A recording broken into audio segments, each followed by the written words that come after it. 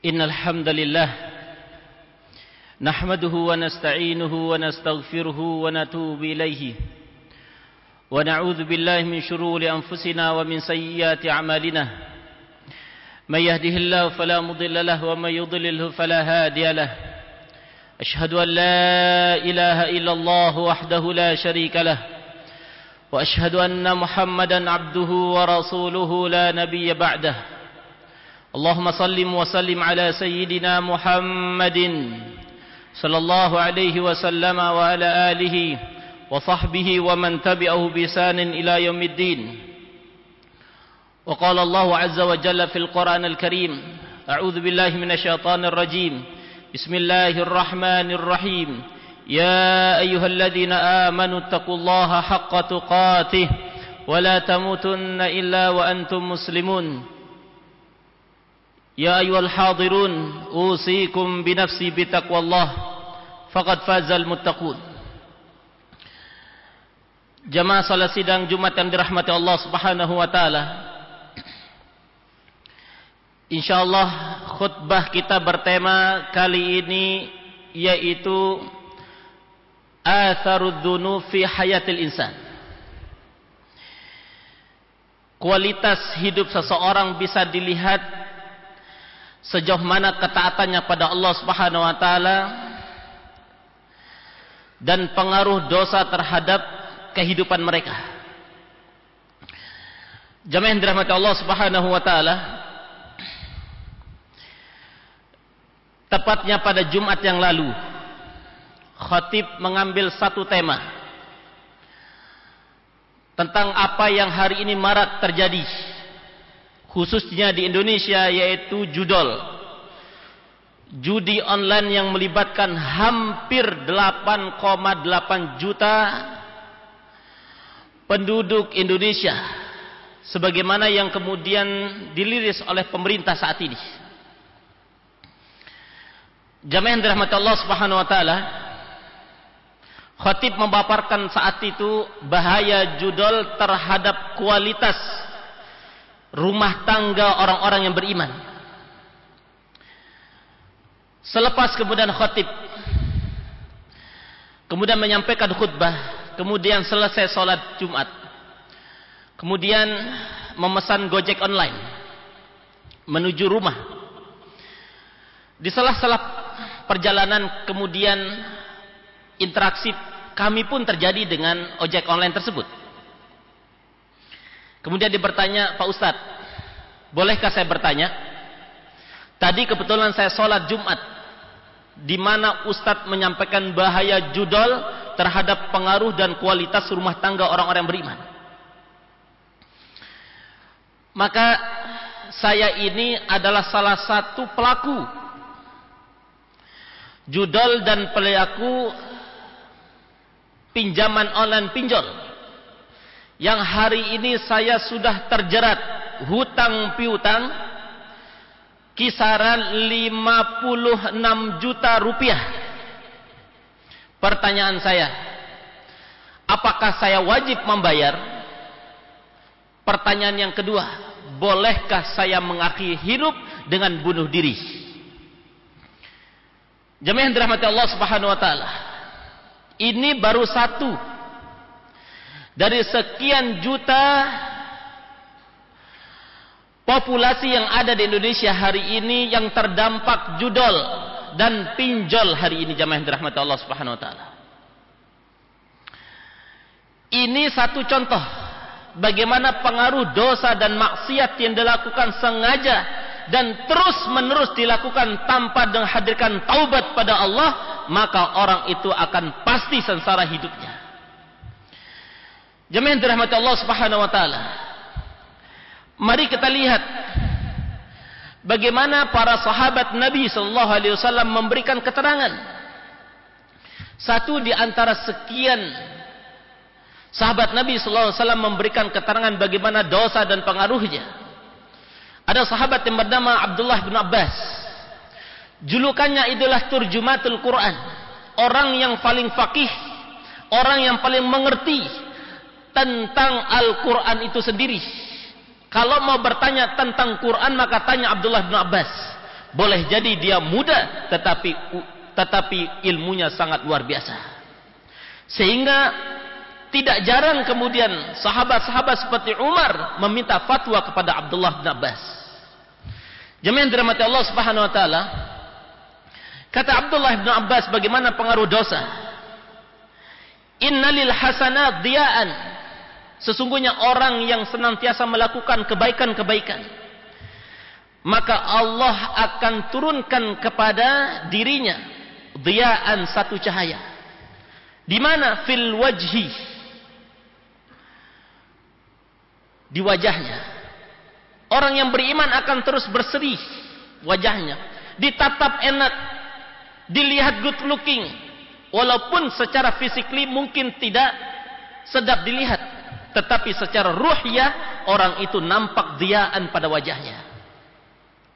Wa nurun fil qalbi, dan nampak cahaya batin yang ada pada dirinya, yang lahir dari sanubariah jiwanya.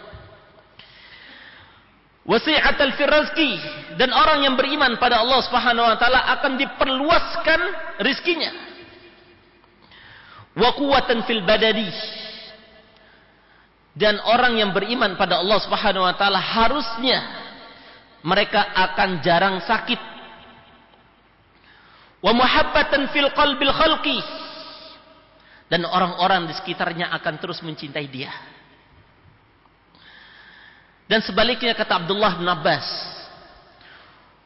wa inna li sayyiati sawadan fil wajhi. Orang yang senantiasa melakukan dosa dan maksiat terus menerus tanpa kemudian ada rasa takut, ada rasa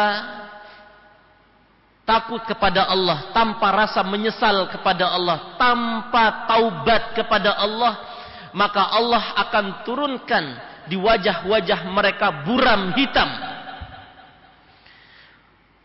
Wa dhulmatan fil qabri, dan nanti di akhirat ketika mereka sudah meninggal dunia di alam barzah, di alam kubur, mereka akan menempati kubur yang sangat gelap, tidak ada cahaya baginya.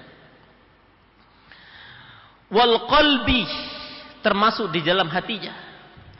Wa wahnan fil badani, dan sering terus menerus sakit. Sakit satu belum selesai sudah muncul penyakit yang lain. Wa naqsan fil rizqi, dan akan susah memperoleh rezeki yang halal dan thayyib. Wa bughdatan fi qulubil khalqi, dan orang-orang di sekitarnya akan tidak ada rasa respek, tidak ada rasa mahabbah, tidak ada rasa cinta terhadap mereka. Jemaah yang dirahmati Allah Subhanahu wa taala, ini sahabat yang bercerita. Ada seorang tabi'in, generasi setelah sahabat, mengatakan, ra'aitu athara dhanbi fi dabbati wa ahli. Aku melihat ada pengaruh dosa yang dilakukan oleh seseorang. Ketika seorang laki-laki melakukan dosa di luar sana, kemudian dia pulang ke rumahnya, bisa jadi ketika dia melihat anak dan istrinya ada pengaruh dosa yang dia lakukan sengaja maupun tidak sengaja. Bisa jadi istri yang hari ini yang dia cintai, yang dia fasilitasi seluruh kehidupannya, bisa jadi menjadi pembangkang, tidak pernah taat kepada suaminya. Anak yang hari ini dibesarkan, kemudian bercita-cita semoga menjadi anak-anak yang soleh dan soleh, justru menjadi ujian bagi sang ayah. Kenapa? Karena maksiat dan dosa yang dia lakukan itu akan berpengaruh kepada orang-orang di sekitarnya. Sehingga Quran mengatakan, wattaqu fitnatan la tusibanna alladhina zalamu minkum khassah. Dan takutlah ketika para pendosa, para pemaksiat, para pelaku dosa-dosa besar, ketika mereka tidak bertaubat pada Allah. Hati-hati kata Quran, bisa jadi dosa dan maksiat itu akan menimpa orang-orang yang mereka cintai. Bisa jadi anak mereka, bisa jadi anak perempuan mereka, bisa jadi anak laki mereka, bisa jadi orang tua mereka, bisa jadi istri mereka, dan bisa jadi orang-orang yang mereka cintai di sekeliling mereka. Jemaah yang dirahmati Allah Subhanahu wa taala. Lantas bagaimana dengan kita? Kita ini kata Nabi sallallahu alaihi wasallam, kullu bani Adam khata'un. Seluruh anak Adam itu sudah tentu melakukan dosa dan maksiat. Wa khairu khata'in at-tawwabun. Dan sebaik-baik pendosa itu adalah orang-orang yang kembali bertaubat pada Allah Subhanahu wa taala. Jemaah yang dirahmati Allah Subhanahu wa taala, siapa di antara kita hari ini yang tidak pernah melakukan dosa dan kesalahan? Siapa di antara kita hari ini yang tidak pernah merasa bersalah? Maka pasti orang itu adalah pelaku dosa besar. Karena kata Nabi sallallahu alaihi wasallam, kullu bani Adam khata'un. Setiap manusia di muka bumi ini berpotensi sudah pasti melakukan kesalahan. Tapi sebaik-baik orang itu adalah orang yang berdosa kemudian kembali kepada Allah Subhanahu wa taala. Quran mengajak kita jemaah dirahmati Allah Subhanahu wa taala untuk kembali kepada Allah sebesar apapun kemudian dosa yang pernah kita lakukan. Ya ayyuhalladzina amanu tubu ila Allahi taubatan nasuha. Wahai orang-orang beriman, bertaubatlah kepada Allah dengan taubatun nasuha. Sebesar apapun itu dosa yang pernah kita lakukan. Sehingga Allah Subhanahu wa taala memberikan keterangan pada ayat yang lain. Qul ya ibadiyalladzina asrafu ala anfusihim la taqnatu min rahmatillah. Qul ya ibadiyalladzina asrafu. Ayat ini kemudian memberikan penjelasan kepada seluruh manusia yang sudah melampaui batas dalam melakukan maksiat. Mungkin di antara kita semua ini yang hadir pada saat ini, ada mereka-mereka yang sudah pernah berzina, mungkin pernah membunuh orang lain, mungkin pernah mengambil hak orang lain, mungkin pernah korupsi, mungkin pernah mengambil uang orang lain, mungkin pernah berjualan tapi culas, mungkin pernah berhutang tapi tidak mau membayar hutangnya.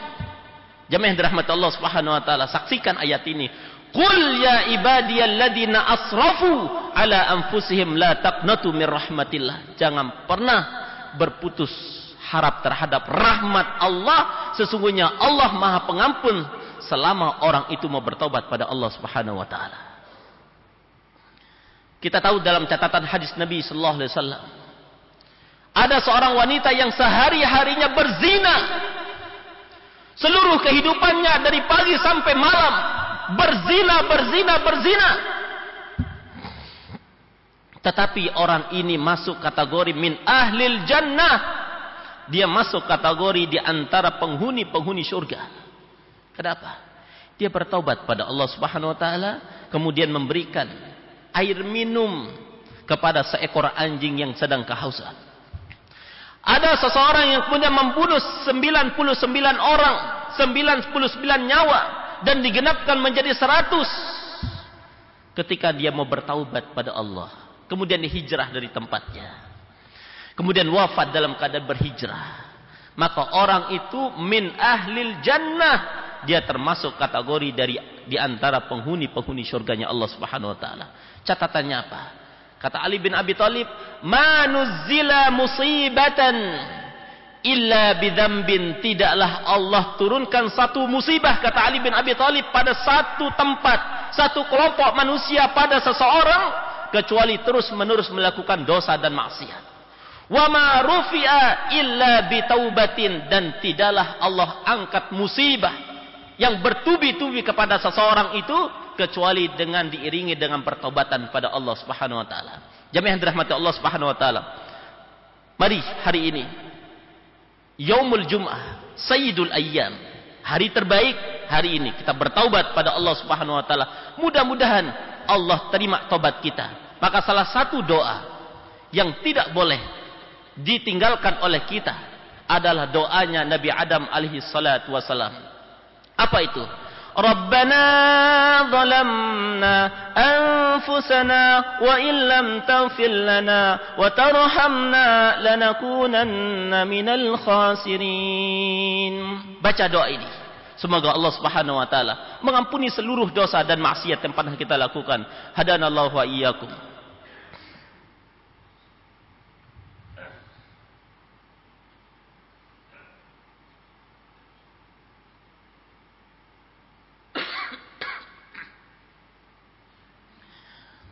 Innal hamdalillah nahmaduhu wa nasta'inuhu wa nastaghfiruh wa na'udzu billahi min shururi anfusina wa min sayyiati a'malina may yahdihillahu fala mudilla lahu wa may yudlilhu fala hadiya lahu ashhadu an la ilaha illallah wahdahu la syarika lah wa ashhadu anna muhammadan abduhu wa rasuluhu la nabiyya ba'dahu wa qala Allahu azza wa jalla fil Qur'anil Karim innallaha wa malaikatahu yusalluna 'alan nabiy يا أيها الذين آمنوا صلوا عليه وسلموا تسليما كثيرا اللهم صل وسلم على سيدنا محمد في الأولين والآخرين أوصيكم بنفسي بتقوى الله فقد فاز المتقون اللهم اغفر للمسلمين والمسلمات والمؤمنين والمؤمنات الأحياء منهم والأموات اللهم لا تدع لنا ذنبا إلا غفرته ولا هما إلا فرجته ولا دينا إلا قضيته ولا مريضا إلا شفيته